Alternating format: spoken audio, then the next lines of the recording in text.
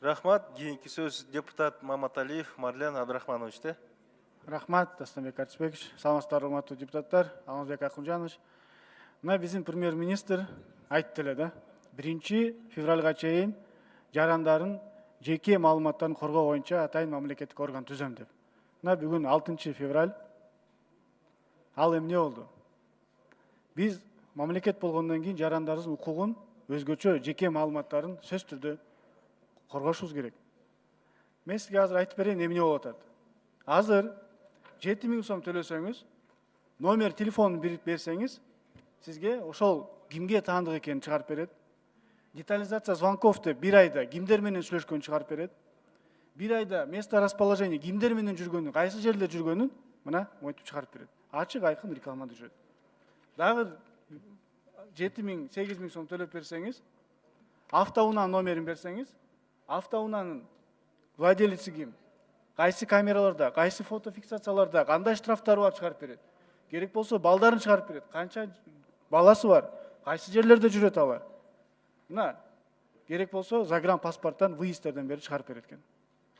Дагы мына жеке нотариуска кирип көрүңүз. Мына мен өзүм кирип көрдүм. Эгерде сизде колуңузда копия паспорт, же болсо паспорт, же жөн эле пин-код жарандык болсо, сиз ошол пин-кодду киргизсеңиз, толугу менен сизге маалымат чыгарып берет. Кайсы жерде жашайт, семейный положениясы кандай, канча баласы бар, толугу менен ачык айкын чыгат.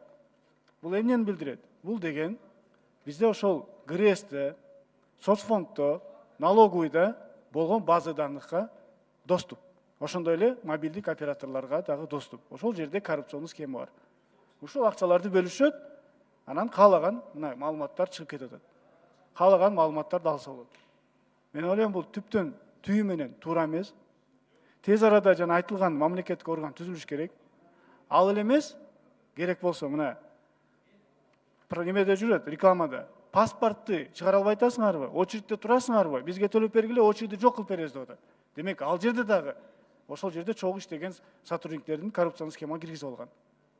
Мындай органды тез арада түзүп, тийиштүү органдарга тапшырма берип, Алмазбек Акунжанович, мындай нерселерди жокко чыгарып, керек болсо ушундай нерселерге кылып берген немелерди камаш керек. Бул менен туура эмес деп.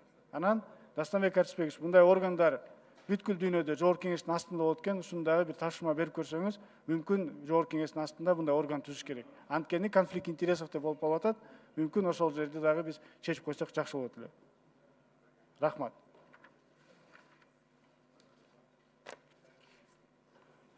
Рахмат. Кейінгі сөз Түлендібаев Пархат Разымовичте.